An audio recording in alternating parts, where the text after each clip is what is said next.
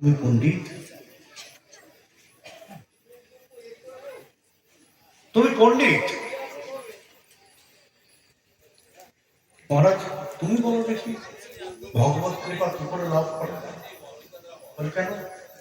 এই যে তীর্থযাত্রা করছি, এটা হয় না? হয় না। বলে তাহলে যে আমার পণ্ডিতেরা বললো, আমার রাজসভার পণ্ডিতেরা তারা বলেছেন, কি বলেছেন? বলে যে মহারাজ তীর্থযাত্রা করুন, অনেক পুণ্য ফল আছে। মহারাজ, পুণ্য ফল আর ভগবত কৃপা যে এক নয়।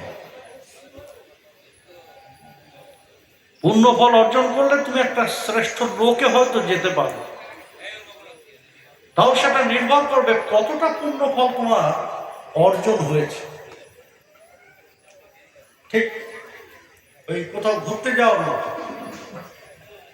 কোথাও ঘুরতে গেলে সেখানে হোটেলে থাকলেন বা গেস্ট হাউসে থাকলেন, কতদিন থাকতে দেবে? যতদিন আপনার পকেটে টাকা আছে, তাই না? এখন তো অ্যাডভান্স পেমেন্ট নিয়ে নেয়। কদিন থাকবেন? 3 দিন থাকবো, আগে 3 দিন টাকা দিন। আগে নিয়ম অন্য ছিল, যে 3 দিন থাকার পর 4 দিন থাকার পর তারপর পেমেন্ট। মানে এখন না, এখন আগে পেমেন্ট।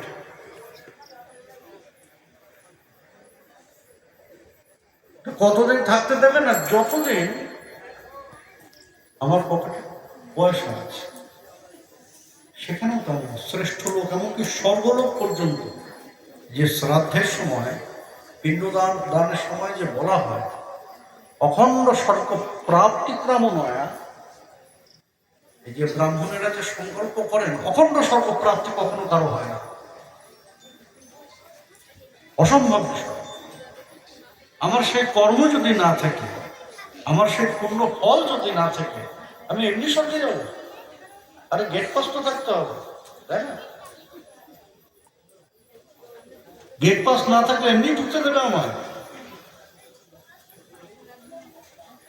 আমার কর্মের গতি নিচের দিকে, সে পুরোহিত যত সংকল্প করুক, অখণ্ড স্বর্গ প্রাপ্তি কামনায়, আমার গতি তো নিচের দিকে, কারণ কর্ম তো আমার তেমন ছিল।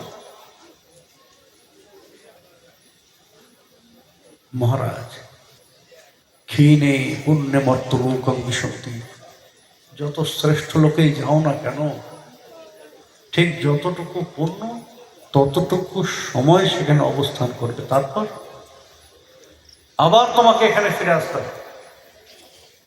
মর্ত লোকং বিশন্তি, আবার এই ধরা লোকে তোমাকে ফিরে আসতে হবে, মৃত্যু লোকে ফিরে আসতে হবে। এটা তো ভাবিনি। তাহলে ব্রাহ্মণ, ভগবত কৃপা কি করে লাভ করা যায়? বলো মহারাজ, তুমি তো পণ্ডিত, তুমি বলো।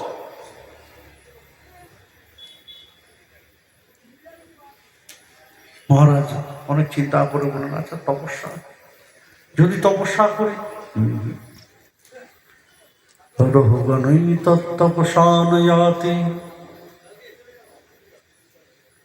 তপস্যার দ্বারা ভগবত কৃপা লাভ হয় না।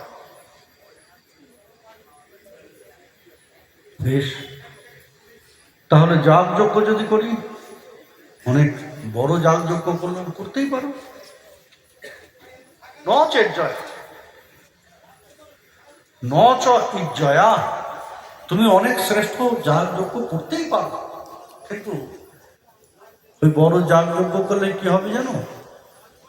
ওই অগ্নিতে আহুতি দিতে দিতে অনেক ঘৃতদগ্ধ হবে, ঘি পড়বে, আর আগুনের ধারে বসে থাকতে থাকতে তোমার ত্বক অর্থাৎ চামড়াটা পড়বে, এর থেকে বেশি কিছু পাবে না।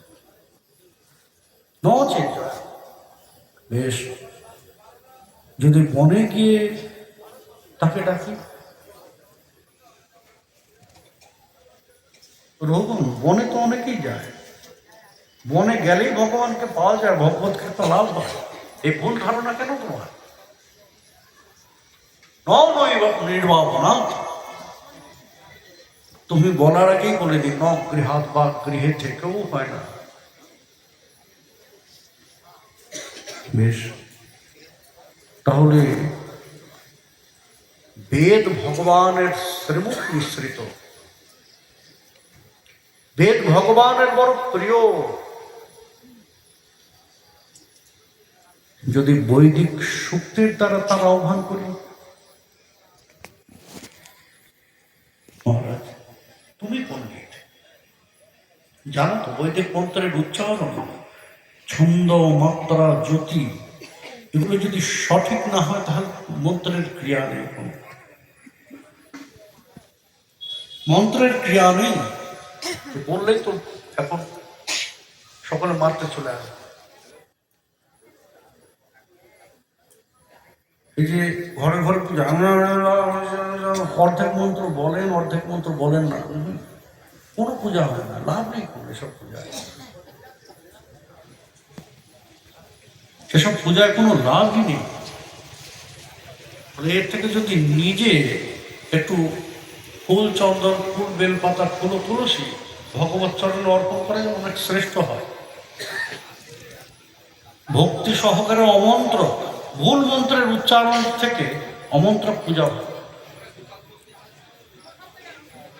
কারণ তারা যে মন্ত্রগুলো উচ্চারণ করে 100-র মধ্যে 99টা ভুল উচ্চারণ হয়।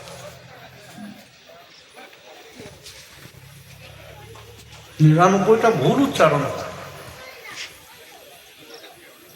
যাই হোক, ওই পর্যায়ে তো আমাদের না।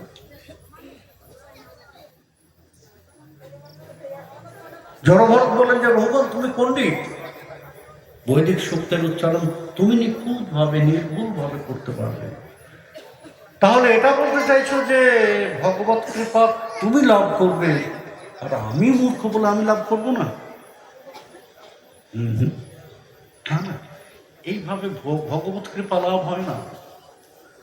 রহুগণই তত্ত্ব প্রসানয়তি ন চেজ্জয়নৈব নির্বাপনাদ গৃহাদ বা ন ছন্দসা নৈব জলাগ্নি সূর্যৈ বিনা মহৎপদ রজোভিষেকম।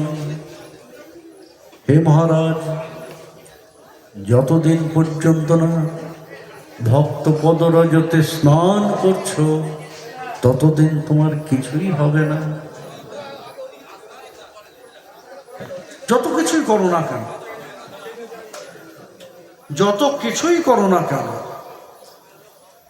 যতদিন পর্যন্ত না ভক্ত পদরজতে স্নান করছো, ভক্ত পদরজতে নিজের অভিষেক করছো, ততদিন পর্যন্ত কিছুই হবে না। আগে ভক্ত কৃপা, তারপর ভগবত কৃপা। আগে ভক্ত কৃপা, তারপর ভগবত কৃপা। আগে মনের স্ফূর্তি, তারপর ভগবত কৃপা স্ফূর্তি। মনে যদি স্ফূর্তি না থাকে, বৃন্দাবন গেলাম, পুরী ধাম গেলাম, আমাদের স্ফূর্তিটা বড় অদ্ভুত। কেউ পুরী ঘুরে এলো, বৃন্দাবন ঘুরে এলো, যদি জিজ্ঞাসা করি কি ও পুরী কেমন দেখলে, বলে ভালোই তো দেখলাম, কিন্তু প্রভু এত পান্ডাদের অত্যাচার, হ্যাঁ এত পান্ডাদের অত্যাচার, সে আপনি পুরী বলুন আর বৃন্দাবন বলুন, এমন ব্রজবাসীদের অত্যাচার আপনাকে স্থির হয়ে দাঁড়াতে দেবে না। হ্যাঁ, যতক্ষণ পর্যন্ত আপনার পকেটে পয়সা আছে এরা পিছনেই ঘুরবে, পিছনেই ঘুরবে।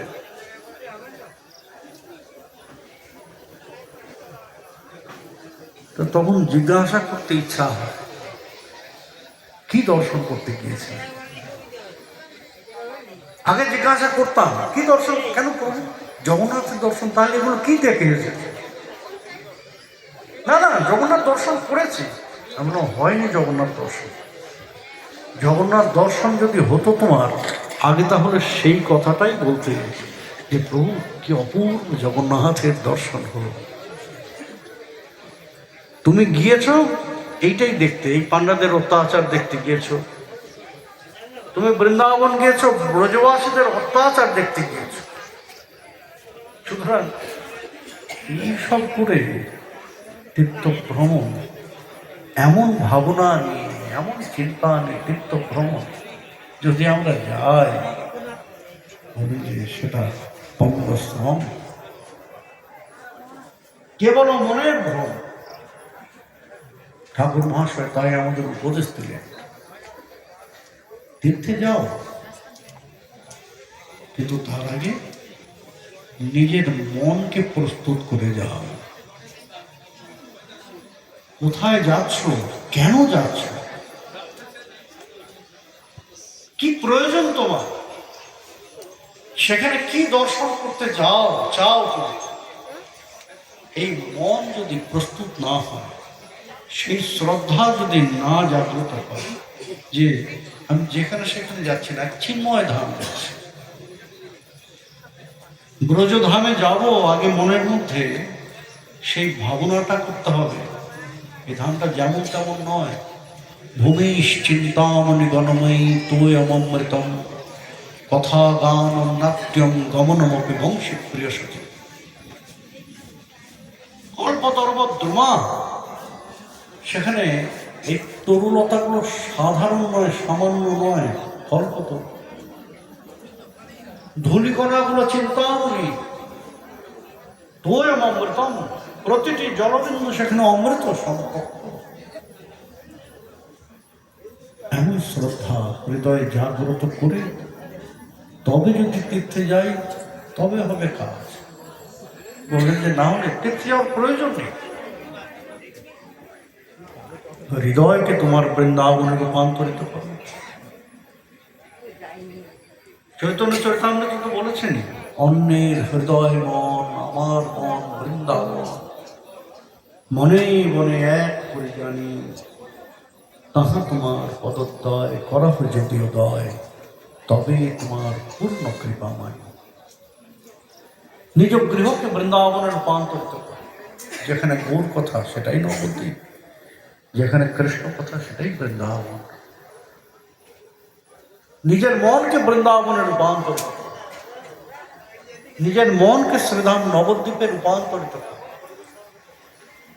আর যদি এটা করতে পারেন না, আপনাকে ওই সেখানে যেতে হবে না, গৃহে বসেই ব্রজবাসের ফল লাভ করবেন।